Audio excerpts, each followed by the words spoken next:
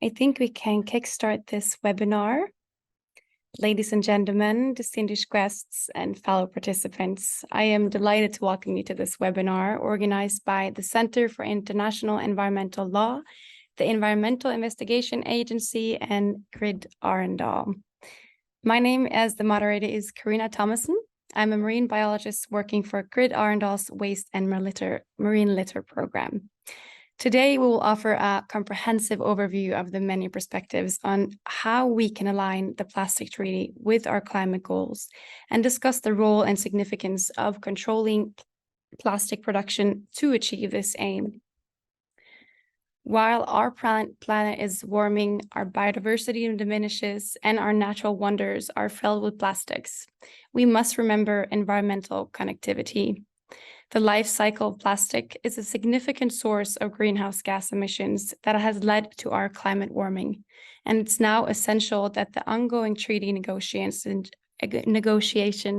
address the climate consequences of plastics and recognize the interconnectedness of environmental challenges within our triple planetary crisis. Currently, our organization GRID-Arendal is preparing the report seeking entry points for complementary global action to stem climate change and end plastic pollution. The report provides three main building blocks: the latest summary of the scientific information, so-called technical foundation, an analysis of existing reporting mechanisms, and proposed measures moving forward. On the reporting mechanisms, the report includes the analysis of 219 reports and NDCs submitted in the framework of the UNFCCC. The preliminary findings currently of the report indicate that the current reporting system provides a very fragmented picture of the plastics in the context of climate. Additionally, there is a lack of comprehensive tracking mechanisms to account plastics' contribution to climate change and the effect of mitigation actions. So, as we now embark through the very intricate web of plastic pollution and its impact on our climate, we have assembled a panel of great experts who will shed light on different aspects and how we can align climate targets with the new plastic treaty. We will first of all start with listening to Daniela Duran, who is the senior legal campaigner for the Upstream Plastic Treaty at CIEL, who will present insights from CIEL's brief on plastic production, reduction, and key considerations in the new treaty. Next, we will delve into sustainable production and consumption with insights from Christina Dixon, Ocean Campaign Leader at EIA. And then after, we will listen to Patricia Villarubía, PhD candidate of the Stockholm Resilience Institute, who will provide us with a scientific perspective on the role of production control, which will focus on climate impact and reduction needs. And then later on, we will hear from Ecuador and Cook Islands representatives who will share their insights on aligning the plastic treaty with climate goals and the role of production. We're thrilled to have Halatoa Fua, Director of the Cook Islands National Environment Service and Inc. Head of Delegation here with us today to provide valuable perspectives. And of course, Maria Daniela García, Ecuador's lead negotiator for the Inc., who will close the round of interventions. Through the webinar, we of course encourage your active participation, and towards the end, we will open the floor for questions and discussions. If you were to have any technical issues, you can refer to the chat box where Catherine will assist you further. And the webinar has also interpretation to both French and Spanish speaker. So I think we just start with Daniela Duran from CIEL. She is a legal campaigner, as I just mentioned. She focuses on the upstream aspects of plastic treaty and advocates for provision related to feedstock extraction, petrochemical production, and their toxic impacts. Daniela, the floor is yours.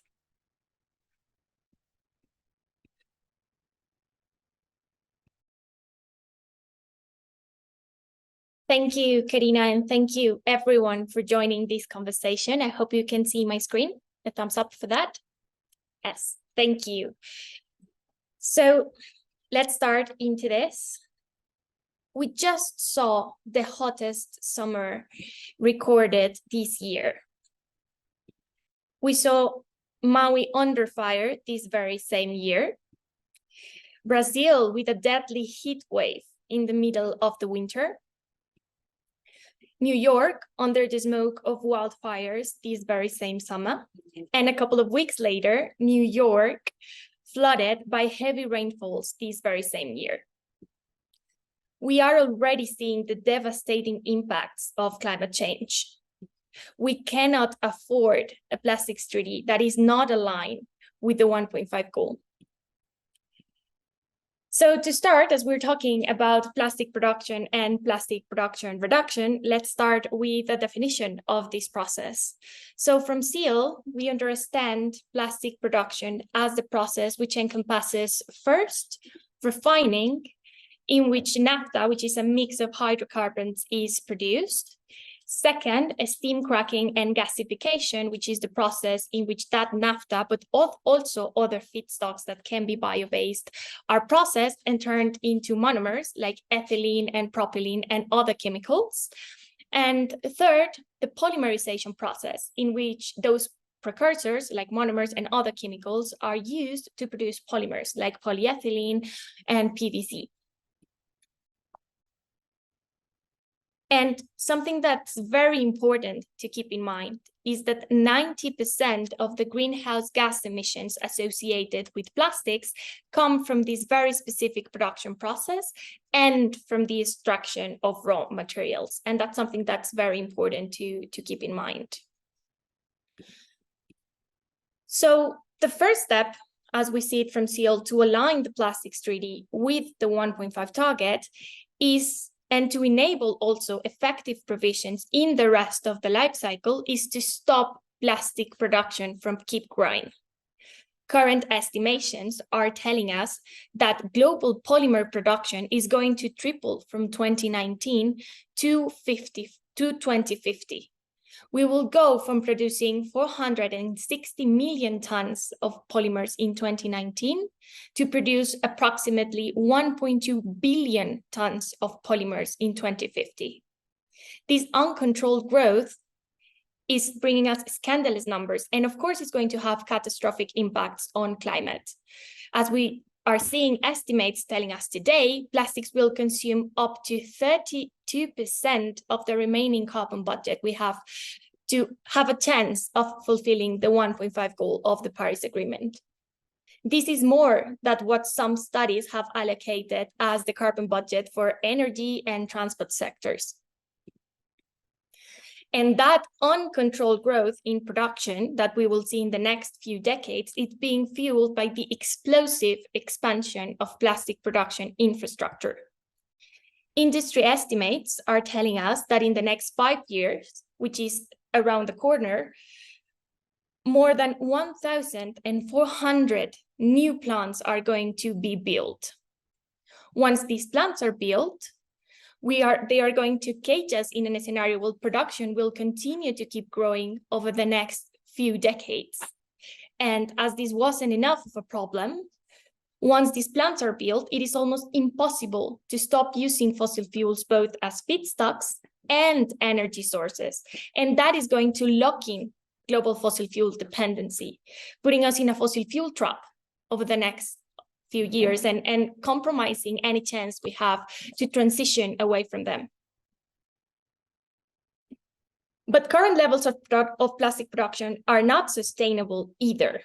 Not from a climate perspective, as maintaining current greenhouse gas emissions is not going to put us on the right track, but they are not sustainable also from other very important perspectives and considerations like health and toxicity, for example.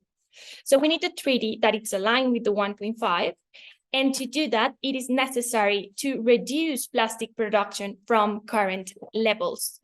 This is also going to enable effective provisions in the rest of the life cycle. So to the date, we have two models that have estimated how much do we need from 2019 levels for a 1.5 aligned pathway. One of them says 46%. The other says up to 70% from 2019 levels to 2050. This is the order of magnitude of the problem that we are seeing here. But what's most important to take in mind at this point is that these numbers right here should be interpreted as minimums required because they are highly limited and highly constrained. They don't consider other climate impacts of plastics different to greenhouse gas emissions, and they are also not considering other key compelling reasons to reduce production like human rights, environmental justice, and human health. Recent studies have said that through demand-side measures in the treaty, like the elimination of specific products and to national targets and to other measures, we can reduce production. Nonetheless, what these numbers are telling us is that that won't be enough. We can do more, and we need to do more and go beyond that. So we inevitably need production controls to enable a 1.5 aligned pathway. We need intersessional work to define how these production controls are going to look like, but we inevitably need them for a 1.5 aligned pathway. And from CIEL, we believe that those production controls should have at least 5 key elements. The first one is a globally legally binding obligation to reduce precursors and primary plastic polymers production. And that first element should comprise at least 2 key things. The first one is a global reduction target for primary plastic polymers that should be contained on an annex, because this will enable its review and update over time as new, better, and independent science is emerging. That annex should at least contain 3 key things. First, a baseline, which is a point of reference to calculate how much do we need to reduce. And it's very important to keep in mind that that baseline should be the production levels of a past or present year or period of years. If we put a point of reference in the future, we'll risk a production surge before reaching that point, and we cannot afford that. Second, a freeze, which is a point in time in which production should not increase anymore, and as its name says, remain stable before gradually going down. And third, a phase-down schedule, which is a step-by-step plan to reduce production over time until reaching the target we would like to reach. And there are different ways to do that, and we've done it before. We've done it in the Montreal Protocol. We've done it in its Kigali Amendment that have legally binding obligations to reduce production, that have incorporated the common but differentiated principles to achieve that. It is possible to do it. We've done it before. The second key element that we from CIEL recommend this obligation to have is an instruction to the future COP to define a baseline and phase down requirements for plastic precursors, which are monomers and other chemicals used to produce plastic polymers. And we recommend the COP to do that once specific and strong reporting and monitoring mechanisms are put in place. 2 key elements that we think are absolutely important to take into account here. First, we strongly advise not to take a nationally determined approach like it is in the Paris Agreement. We've already seen how woefully inadequate NDCs are to tackle the climate crisis. And second, it is key that this obligation is in synergy with the financial mechanisms that enable the just transition. The other 4 key elements that we think are very important to have in this pack of production controls are, first, a stop in the build-out of new production capacity through new production plants and to the expansion of existing ones. The second, the elimination of subsidies. Third, the restriction of imports and exports between parties and non-parties. That is going to enable avoid free ridership, but also to provide an incentive to ratify the future instrument. And lastly, requirements for plastic production, both precursors and polymers, and for feedstock extraction to comply with requirements to protect human rights and human and environmental health. And finally, from CIEL, we see the current CIEL draft as a tool that is reflecting a very comprehensive set of options that reflect the different views of several member states. And that is a good basis to start the negotiation, but that doesn't mean that it's ambitious enough to achieve the goals that we would like to achieve. We need to maintain and improve the options that are in part 2.1, referring to primary plastic polymers. And to do that, among other things, there are a few missing points that we are seeing from CIEL. First, a provision to stop the build out of new infrastructure. Second, reduction requirements for precursors. And third, what's the COP or the future COP going to do? There are some points that we see is bad that we could improve. And first, the elimination of subsidies should not be a voluntary measure, but it should be linked to a global obligation. We will be publishing an upcoming brief on that we will share with all of you.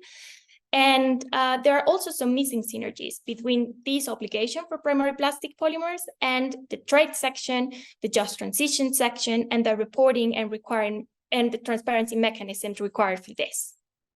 And finally, there are some points that have potential, which is we have an option that it's the only one mentioning precursors and feedstock extraction, but it lacks specificity and verification mechanisms. And we have an option that has a legally binding target and an annex that will allow us to review and improve that over time as new and independent science is produced.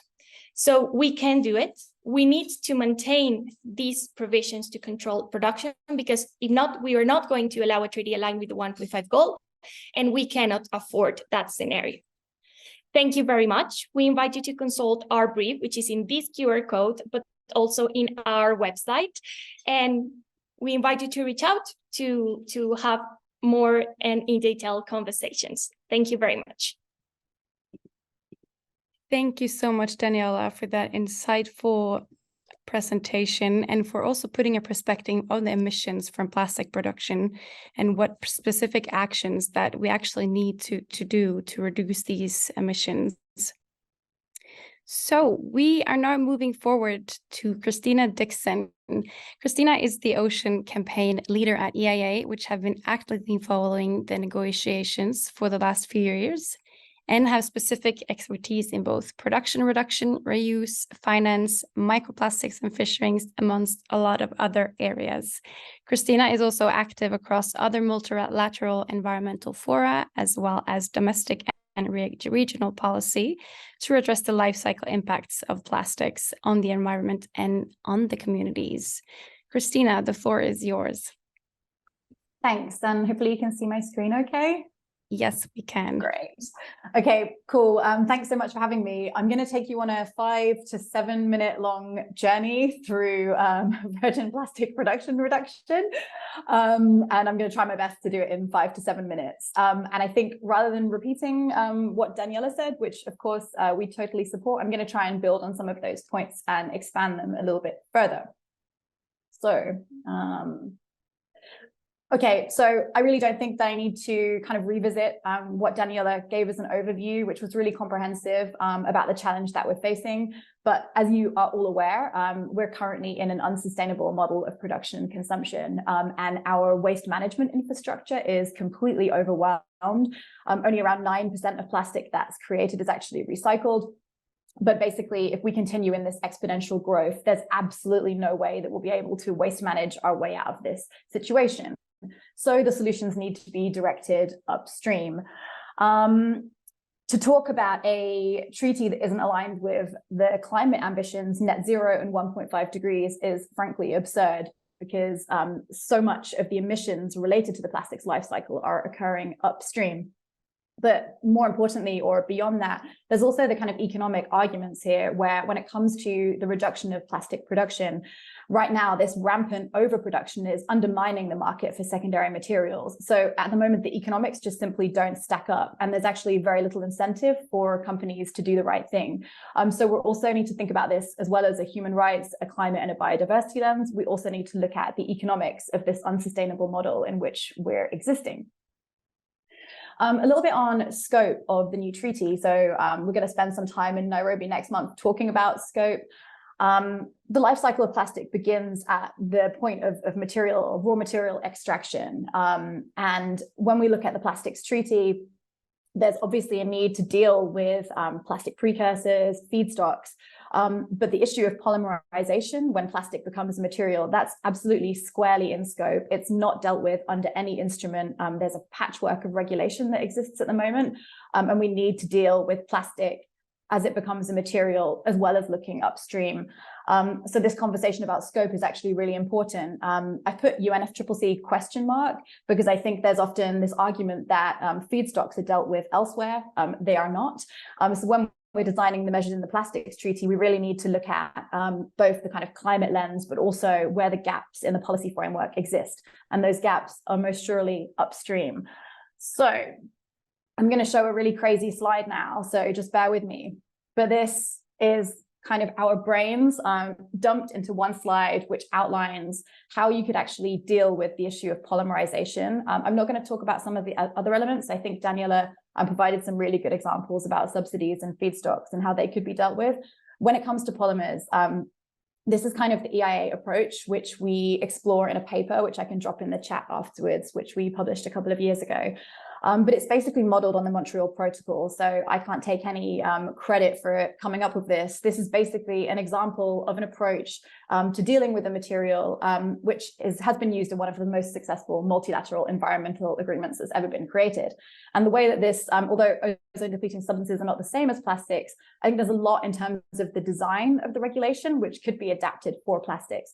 And it's really focused around the idea of elimination and restriction or limits. So when we look at primary plastic polymers, we can quite easily target polymers that are suitable for elimination based on criteria. These polymers of concern, they could be toxic, they could be hazardous, they could be unrecyclable, there could be substitutes that already exist.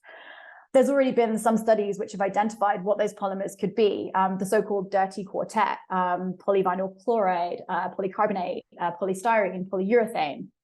The issue is that even if we were to eliminate successfully all of those polymers, that's actually only around 30% of the total market share of all plastic polymers. So we still have around 70%. And I think Daniela articulated how actually even a 70% reduction might not be enough. So if we only can eliminate 30%, what do we do about the remaining 70%?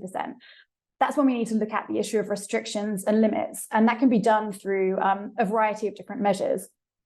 I think the most important thing to kind of understand is how we would approach the polymers within the design of the instrument that's being negotiated.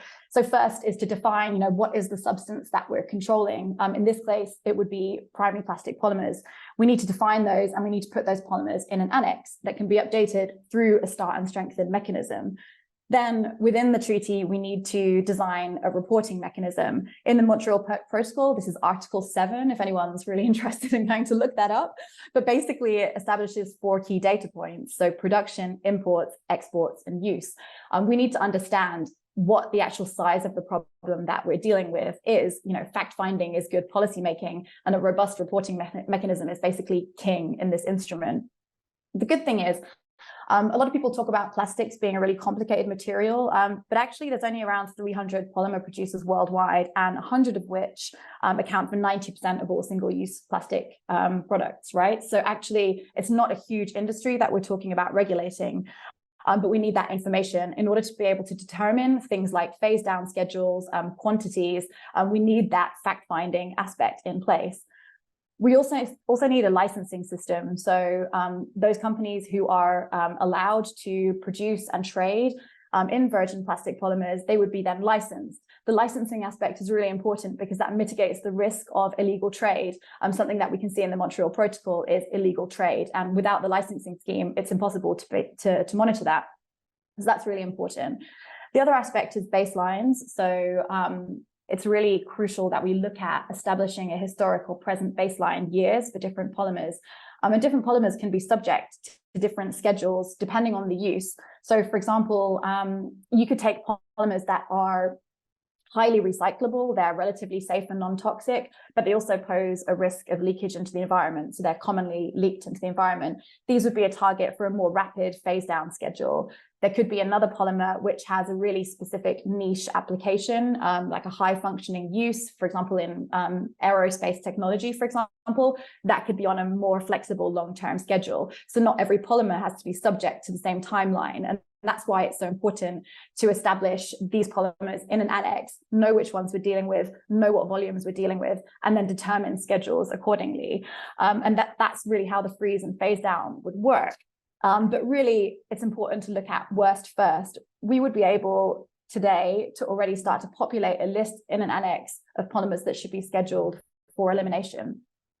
And there would, of course, be exemptions. We're not talking about reducing or eliminating all plastic that's in circulation, but we do need to identify which ones are absolutely essential and then really regulate the rest accordingly. The other important aspect in designing the legal architecture is to allow for adjustments as more information becomes available. We actually already know a lot about which polymers we need to eliminate and which ones we need to restrict, but there will be more polymers created in the future. So we need the adjustments built into the design of the instrument. And then finally, it's about trade provisions and ensuring that parties that are not subject to the agreement are also bound by the obligations through really strong trade provisions. That was like a really whistle-stop tour of this quite mad slide, but hopefully this is a good visualization for you and you can like kind of follow the flow of our thinking here. And I think something that I didn't really emphasize is like, we're talking about plastic production reduction and the benefits from a climate perspective, but I was thinking to myself, okay, if that doesn't compel you enough, which I think it should, what are the other arguments here? And I could think of other ones, right? So reducing our production of plastic, if we're reducing our plastic overall footprint, we're going to have less plastic, but we're using it better. So it's ensuring the efficient use of this finite resource, and it's eliminating inefficiencies in the system. So I think that is one, a very compelling argument. Two, you are now on almost 9 minutes. Okay, this is going to be my last bit then. Yeah. So then if we reduce production, we will incentivize the replacement of single-use products with alternative systems like reuse.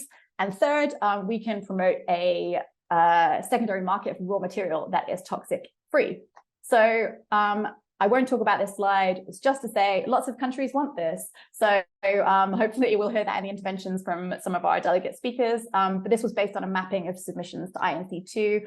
It just outlines the kind of support for supply side measures on polymers. So sorry for that being extremely brief. And I'm also sorry for going over time. That is completely fine. I am impressed of how much you actually managed to teach us there and provide that valuable input on a recommendation when it comes to a sustainable production and the upstreams of the virgin plastic polymers. So thank you for that. Okay, so now we will further listen to Patricia, PhD candidate of the Stockholm Resilience Institute. She will provide us with the scientific perspective today. Patricia is particularly interested in Earth system governance and planetary governance and sees science communication as a pivotal part of her research to reach a broader audience to seek internationally and environmental justice. The floor is yours, Patricia. Thank you very much. And I just want to say that I'm from the Stockholm Resilience Center at Stockholm University, which some people just mix it, but thank you very much. And today, of course, I apologize. No, so as Carina said, I will be presenting a more scientific-based presentation today. So if it's a bit complex and if you don't understand something, please contact me after the webinar. But I would like to start just from saying that if we do an analysis of the problematization of the mainstream narrative that we had of plastic pollution or what plastic pollution is represented to be, we see that at the social and even still at the policy level, we are seeing that during the past few decades, we have been receiving three main messages, which is that plastic pollution is a waste management problem, that it has been created by poor countries, and that it can be easily cleaned up, or we can be away from this problem from recycling. And still, we hear that plastics is safe and the social benefits exceed the potential impact. But today I will try to show you why these three main messages or four main messages may not be that true, and try to reframe the concept of what plastic pollution is for scientists from a more scientific point of view. Because in reality, plastics pollution is a very complex social ecological problem that starts right when we do the extraction of the resources and when we produce the plastics and once we are using it, and even once and more so, or also when it's released into the environment and it has impacts on the Earth system processes, how the planet works at the natural level. But the thing is that all these processes and all these impacts, all through the life cycle, have also impacts at the social level. And just to, again, another monster slide that I will try to explain and make it more comprehensible, because the framework that I'm and some of my colleagues are using is the planetary boundaries framework, which for the plastic pollution, what we are doing is assessing the plastic pollution problem from a more integrative and interconnected point of view. And that's what the planetary boundaries framework does. It gives response to complex anthropogenic challenges. Just to say that the framework was created in 2009 by a group of international scientists led and convened by Johan Rockström, and it was a part of the research agenda of the Global Change Program. And it aimed to set a scientific agenda for new global challenges. And as a conclusion of the workshops that took place in 2009, the different perturbation processes were identified, and there were 9 different processes. And we can see them here. It's climate change and ocean acidification, is the loss of biodiversity integrity, is the changes in land use and land cover, fresh water, perturbation in biochemical cycles, and the ones that we are using is chemical pollution or novel entities. And the result of these workshops were very clear, and is that the world is in a red alert situation. And what we are seeing is that behind of these 9 human change processes, there was already a strong consensus that we are outside the safe operating space. And the sources of the underpinning science of the framework are already in international multidisciplinary assessments like the IPCC, IPBES, or FAO, among others. But very importantly, the planetary boundaries framework presents present-day problems. This is not about imaginary futures. And here, I would like to present just a sneak peek of the last paper published on planetary boundaries that has been made for Catherine Richardson and colleagues, and it's an update of the framework. And here, I would like to make your observation goes, because we have been talking about the 1.5 and these interconnected environmental problems. And I would like to highlight that in the case of the climate change boundary, the planetary boundary, the biophysical boundary for climate change is 350 particles per million of CO2 in the atmosphere, which is consistent with the 1.5 of warming.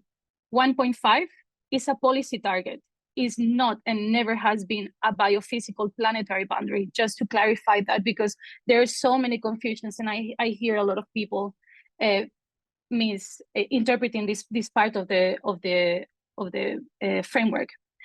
But what I want to say is that I want to explain what novel entities are and why they are integrated within plastics. And novel entities are all synthetic chemicals and substances like plastics and endocrine disruptors, but also anthropogenically mobilized radioactive material, including nuclear waste and nuclear weapons. And generally, or for instance, also GMOs, genetically modified organisms. In the case of plastic pollution, and in the case of novel entities, in this last assessment of the planetary boundaries framework, they have get to the consensus that because of the Holocene baseline for novel entities was 0, there is no, these are man-made chemicals. There was no representation of this, or not, these chemicals were not present many, like hundreds and thousands of years ago. The planetary boundaries for novel entities or synthetic chemicals should be 0. That has been already established on science. And it's very important to getting to know the case of plastics for us in this case. So we obviously know that since the boundary is already transgressed, it's our responsibility to reduce the planetary pressure on Earth system processes. So what we have what we are working forward and doing here at the Stockholm Resilience Center and other colleagues is having an impact pathway approach that connects all the impacts from plastic pollution from the start, from production, use, and use, and destruction of resources, all the way until plastic pollution has an impact on Earth system processes. And I know that this is very complex, but and this is why we think that also one single quantification is not only not good, but it can be very dangerous. But here we have seen through a literature review what are the control variables that we could use in order to understand better the material flow of the plastic pollution. And these are some of the numbers that we can know to understand this system. We know that 90%, 99% of the fossil fuel feedstock are used to do plastics, that there is only 1% of chemicals that are used in plastics are regulated globally, and most of them are undocumented or unmonitored, that plastics are absolutely everywhere in the environment, including the most remote areas in the planet, that there is a big release of plastic after use, either intentionally or not intentionally, but everything and that all the boundaries are affected, but also that there are more than 1,500 species that are even being facing toxicity or they are being harmed. So in order to really understand how plastic pollution is having an impact on Earth system processes, we have conducted a literature review of scientific papers, and what they are showing are the evidences of plastic's impact on different on planetary boundaries. And this is what we found, and is that plastic pollution from its production to once they are leaked and released into the environment has an impact on all planetary boundaries. We look at both the direct impacts, but also the indirect impacts of plastic pollution towards these different boundaries. And what you can see, absolutely every planetary boundary or environmental pressure is impacted by planetary boundaries, that there is a disruption on Earth system processes, that the changes in one planetary boundary, in one environmental pressure, have a knock-on effect on another planetary boundaries. And this is especially important for the case of climate change and the loss of biodiversity integrity, and more when we are talking about this triple threat, right? And as a result, we see that there is an exacerbation or a multiplication of these impacts at the planetary scale.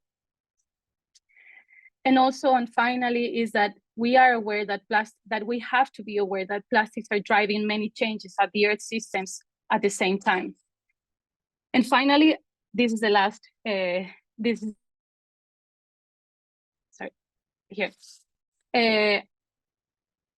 would like to remind that, like any other pressing and complex environmental problem, there is no silver bullet for plastic pollution.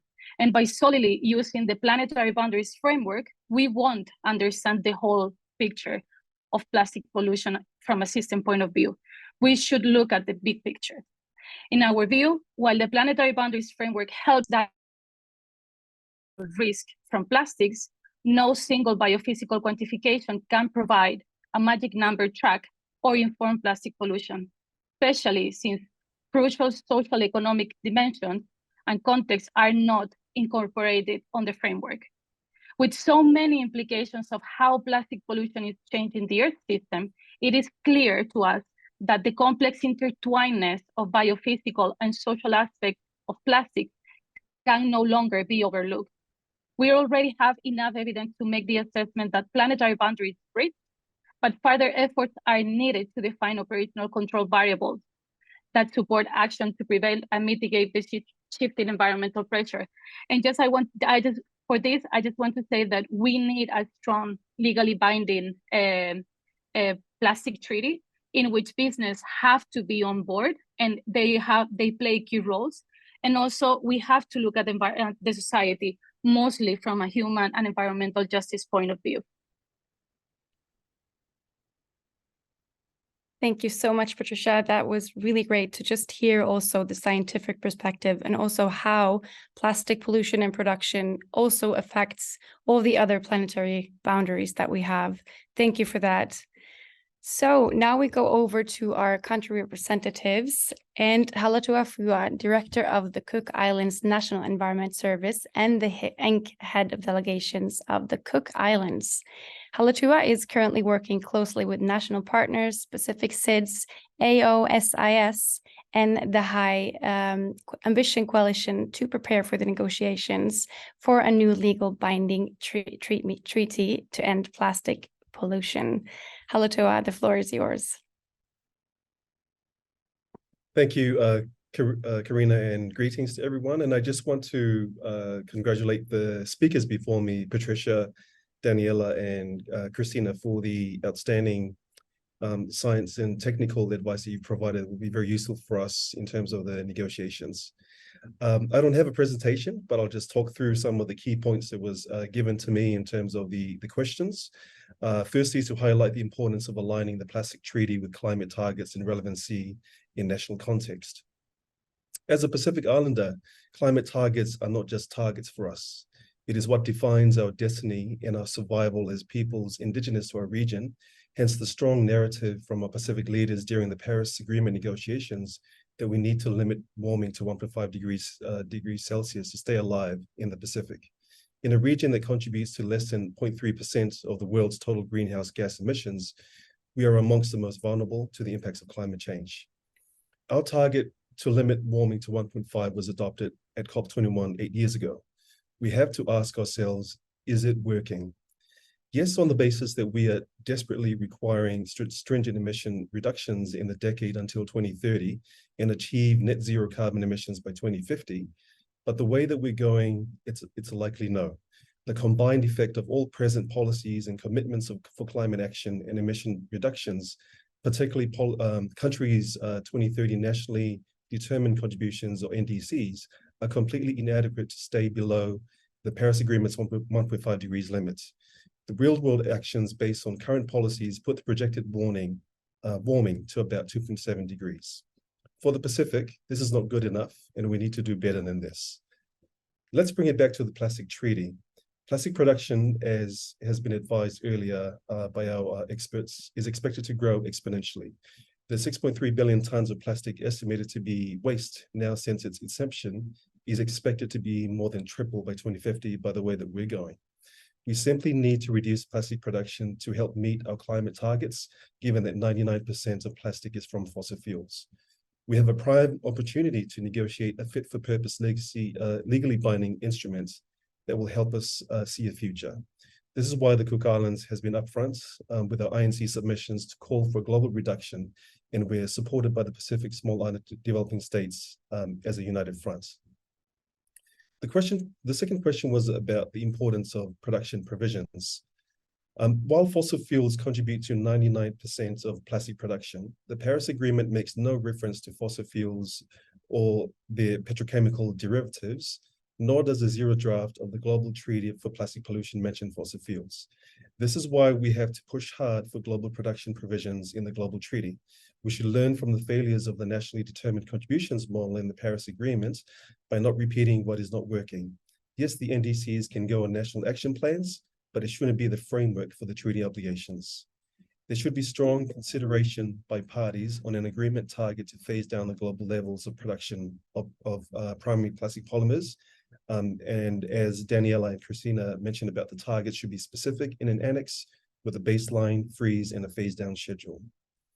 For the Cook Islands and CIDS, marine litter and microplastics are a concern that prompts the need to reduce global production and alleviate its leakage to the environment, threat to our food security, and impact on human health. We have limited waste management infrastructure systems, and our shorelines and oceans are subject to transboundary and colonial plastic waste and debris from all around the world. The primary focus of this instrument should be on redesigning systems and products to end plastic pollution as per the top of the zero waste hierarchy 8.0. Hence why the co-counsel is calling for some form of global targets to minimize, reduce the aggregate volume of plastics produced and consumed globally. Just on the last question was to highlight the scientific and evidential support required to inform the negotiation of production-related measures and its interlinkages with climate goals.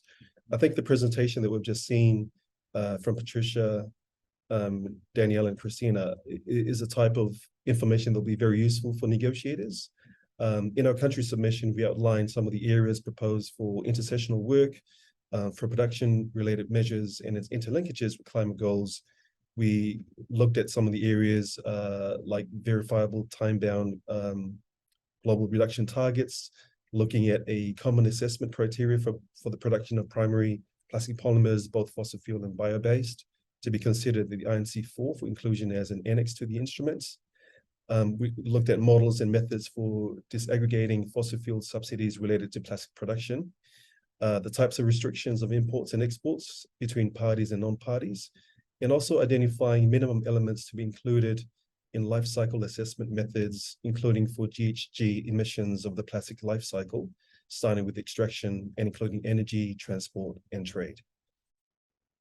Just want to thank you all for your time, and that's just my very short contribution to today's discussion. Thank you very much.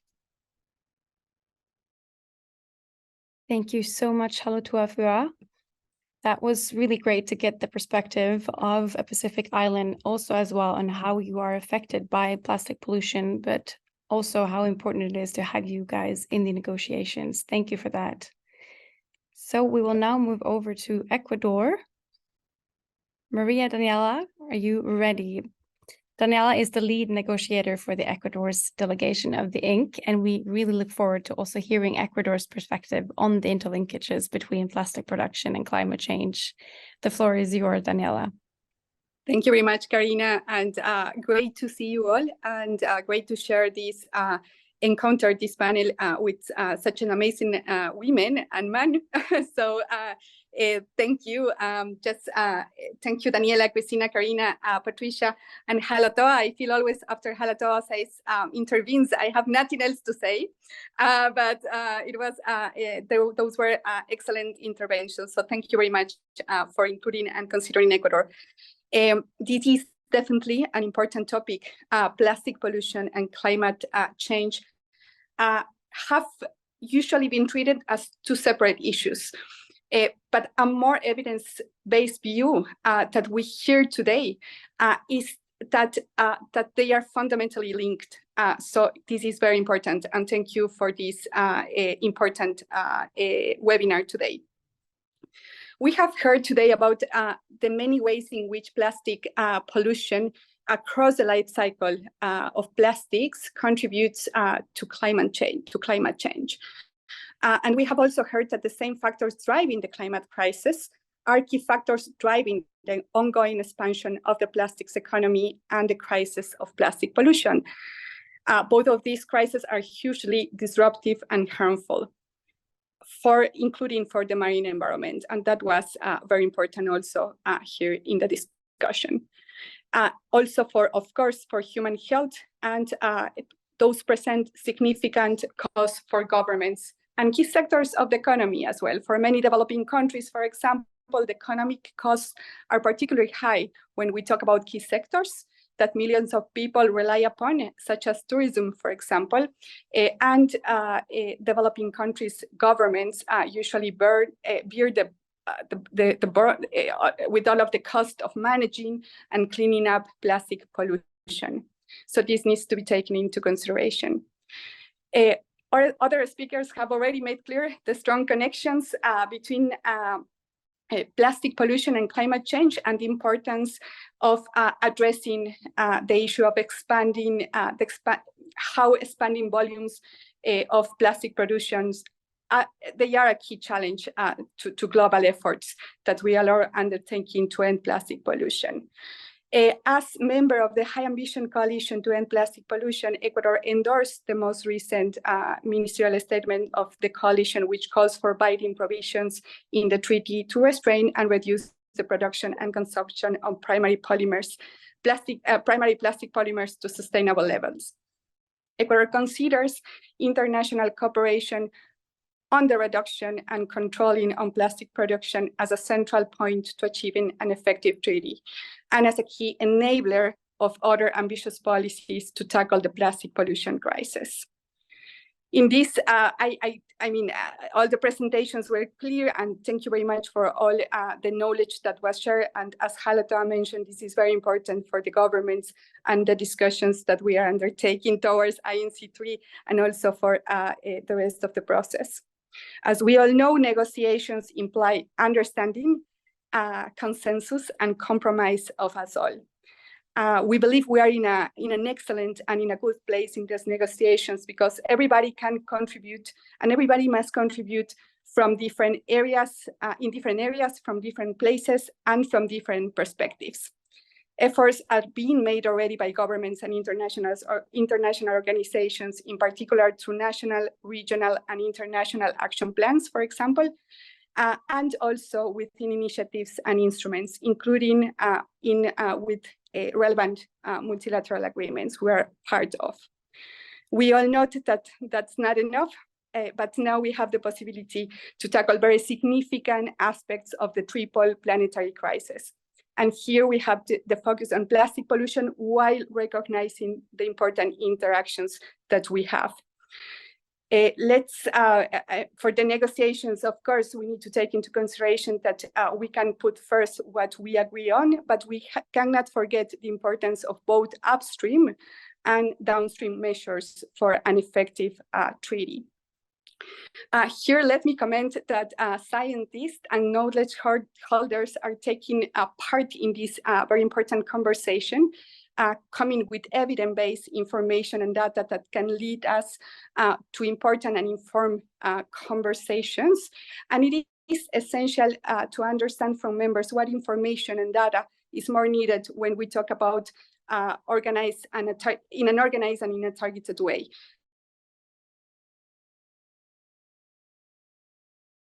Covered today in terms of the different areas where information is being developed. Another point, well, climate benefits are a consequence of fulfilling our goal to address plastic pollution, and that's very important as well. The Plastics Treaty, although it's not a climate treaty, it made a significant contribution to supporting the goals of the climate regime. And simultaneously, it is also important that key industrial sectors receive focused attention as governments seek to advance action on the implementation of the Paris Agreement.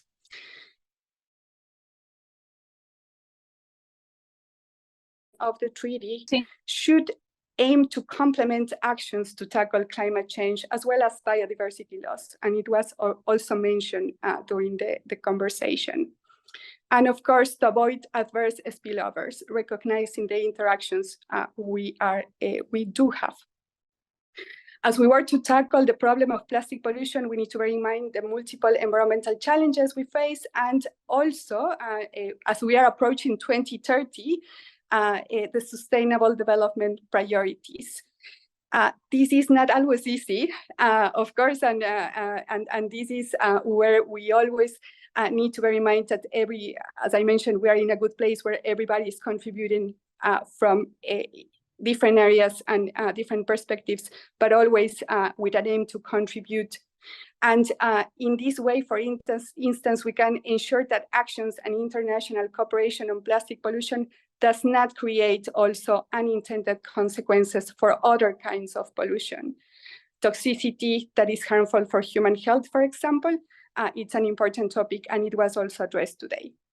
We can also ensure that we do not foster solutions that can create perverse pressure on biomass, food and land use.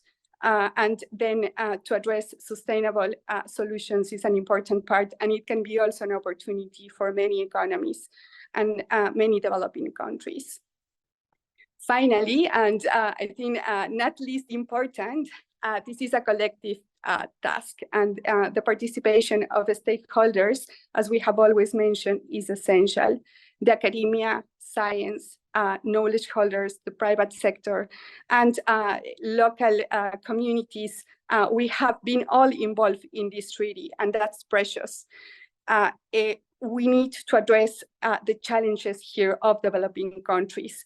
Lower capacity, for example, especially in finance and investment and technology to build the infrastructure that is needed, is essential for the transformation that we're driving.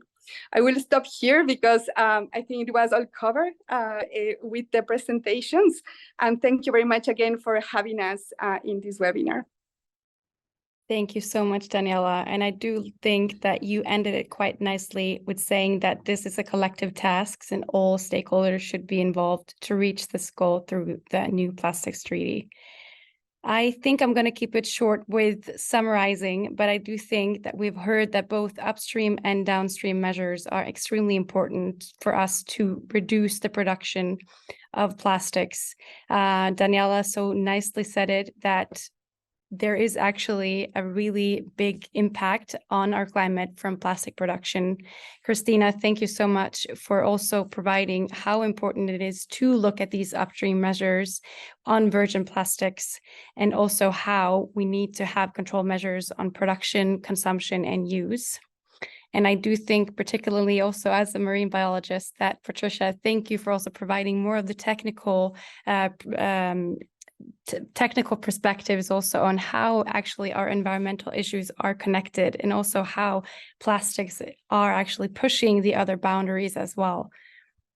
We have gotten just also from Ecuador, but also from Cook Islands. Thank you so much for providing also how small islands such as Cook Island is affected by plastic production. And it is great to see also you guys being such good contributors to these negotiations. So we will now open up for a few questions, and if you were to wonder of anything, and there are multiple both reports and scientific evidence that has been presented here today, and you can both visit GRID-Arendal and EIA and CIEL's websites to take a closer look at all the reports that has been presented here today. And it has been great to meet you all and have this engaging webinar. So thank you, everyone. Thank you, everyone. Thank you very much. Thank you. Thank you. Thank you so much. Bye.